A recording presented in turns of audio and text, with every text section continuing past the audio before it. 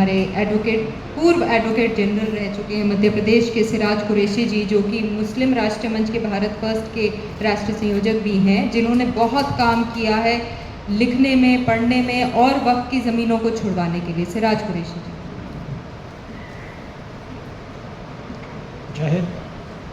परमादरणीय हम सबके मार्गदर्शक आदरणीय इंद्रेश कुमार जी भाई साहब, हमारे बड़े काबिल संगठक आदि जनाब डॉक्टर शाहिद अख्तर साहब, मौलाना कपूर जी साहब, कोकब मुस्तफ़ा साहब और सभी इस मंच में हाजिर। आज हम थोड़ी सी टेक्निकल बात करेंगे क्योंकि मैं समझता हूँ कि जज्बाती जो लेक्चर्स थे वो सारे हुए हैं और बहुत अच्छी जज्बाती बातें भी हुई हैं। चूँकि मैं एक एडवोकेट हूँ और हम आज बात कर रहे हैं उस अमेंडमेंट बिल पे, तो मैं उसको लेके भी आया हूँ। तो मैं आपके सामने कुछ पॉइंट्स रखूँगा कि जो बिल को हमें उसका समर्थन क्यों करना चाहिए और हम इस समर्थन को क्यों कर रहे हैं। इतनी सी बात है बस, क्योंकि अभी JPC इस पर गठित हो गई है, जॉइंट पार्लियामेंट्री कमेटी, और उस पर टेक्निकल एस्पेक्ट्स पे हम लोगों को वहाँ पे अपीयरेंस देनी है। इस बात को ध्यान रखेंगे।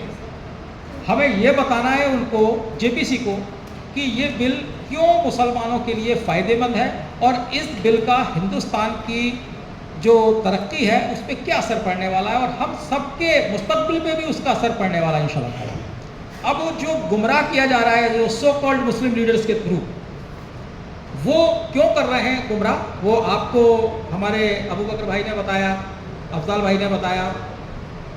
तो अब हम इसके टेक्निकल एस्पेक्ट्स देखेंगे। 2 मिनट का मैं समय लूँगा क्योंकि हमें सबको सुनना है। सबसे पहले आपको, क्योंकि आपको समाज में जाके इसको बताना पड़ेगा, क्योंकि आपसे पूछेंगे, आप सभी यहाँ पे लीडरान हैं, तो हमने जो काम किया है अपनी टीम के साथ वो मैं बताऊंगा कि सबसे पहले इसके नाम को देखिए आप। इसका नाम रखा है, जो रखने वाले हैं, जो प्रपोज्ड है, वो प्रपोज्ड नेम है unified Waqf management empowerment efficiency and development act 1985। अब इसको मैं बड़ी बारीकी से आपको समझाना चाहता हूँ कि इस एक्ट का नाम इतना खूबसूरत रख दिया है। जो पहले का नाम था वो था द वक्फ एक्ट 1985, जिसमें कुछ बात समझ में नहीं आती थी कि ये क्यों है, उसका उद्देश्य, उसके एम्स वो समझ में नहीं आ रहे थे। पर इससे बड़ा साफ हो रहा है अब जो मुस्लिम्स के फेवर में ही है फॉर्चुनेटली, और वो तथाकथित लीडर इसको बता रहे हैं कि हम इसका विरोध करेंगे, इसकी मुखालफत करेंगे। और हमें देखने को मिल रहा है यूनिफाइड मैनेजमेंट। यूनिफाइड वक्फ मैनेजमेंट का मतलब होता है कि अब इस एक्ट के द्वारा वक्फ को यूनिफाइडली मैनेजमेंट किया जाएगा, उसका अच्छा मैनेजमेंट होगा। मस्जिदें, दरगाहें, खानकाहें, जो भी वक्फ की प्रॉपर्टीज होंगी उसको अच्छे से तरतीब से जमाने की कोशिश की जाएगी। जो अभी पूर्व चेयरमैन साहब जो फरमा रहे थे कि बाड़ी खा रही है, वो हट जाएगी। इसके बाद एम्पावरमेंट जो शब्द है वो इसमें डाल दिया गया। इसका मतलब जो है कि वक्फ का जो मोटिव था, जो शरिया के हिसाब से जो मोटिव होना चाहिए वक्फ का, to welfare of the public, to welfare of the poors and womens and child, वो नहीं हो पा रहा है। मेरी 35 साल के लॉ कैरियर में मैं कई सारे मुकदमे वक्फ बोर्ड के लड़े, छोटे से लेकर सुप्रीम कोर्ट तक मैंने लड़ा, और एक जगह भी मुझे नहीं लगा कि हम उस वक्फ की मस्जिद से किसी गरीब का भला कर रहे हैं। सिर्फ और सिर्फ वो लोगों का भला कर रहे हैं जो वक्फ माफिया हैं और वक्फ पे काबिज होकर बैठे हुए हैं और उसको पूरा हथियार रखा है। उससे होगा क्या कि अब वो सब एम्पावरमेंट होगा। जो वक्फ का जो मूल उसका मंत्र है, उसका उद्देश्य है, इंटेंशन है वक्फ की। दूसरा एफिशिएंसी बहुत जरूरी है। अभी नो एफिशिएंसी।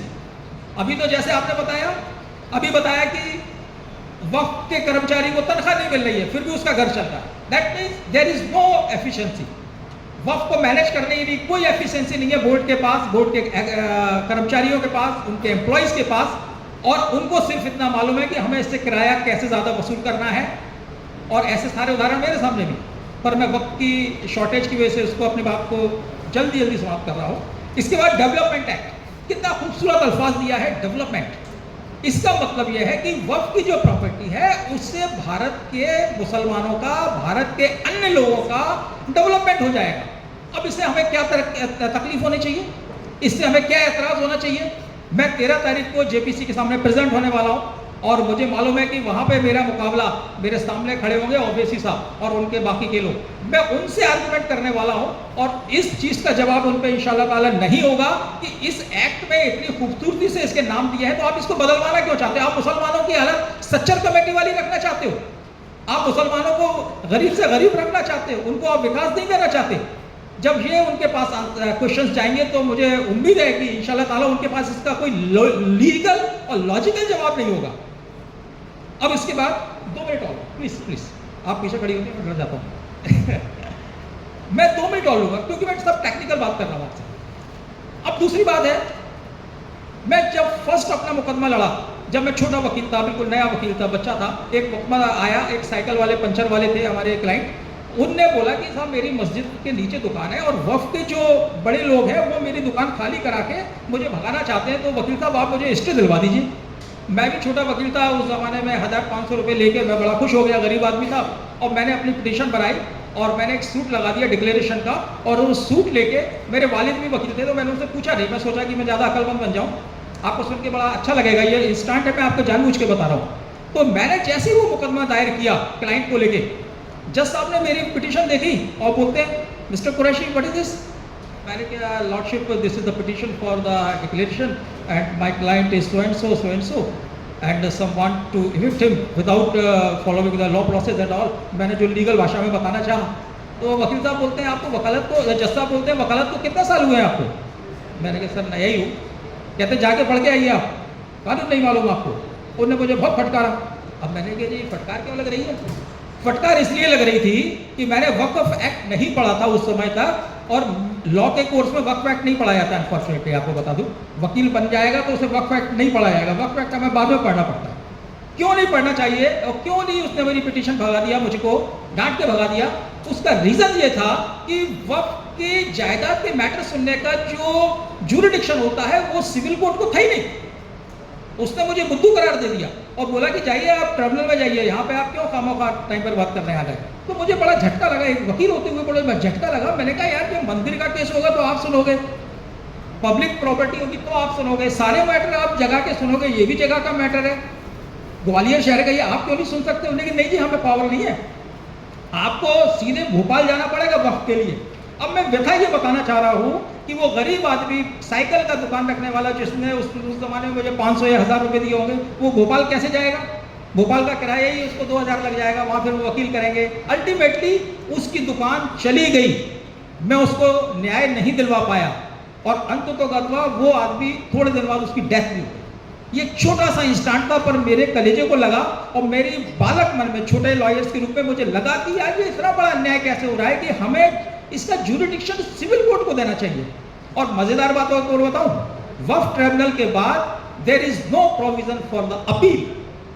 बड़ी अनफॉर्चुनेट बात है, आप जैसे ही आप मुकदमा लेने आते हैं, इतनी उसमें दादागिरी है, इतना उसमें कॉन्स्पायरेसी है वक्फ ट्रिब्यूनल में, जैसे ही आप पिटीशन फाइल करते हैं उन्हें मालूम होता है कि पिटीशन आने वाली है और उस पिटीशन को हमें डिस्कस करना है या अलाउ करना है, जो भी उनको करना है उनके फायदे के लिए जो होगा वो कर देते हैं। जब तक हम जाते हैं पिटीशन फाइल करने, उससे पहले तो वो जजमेंट तैयार हो जाता है उसका।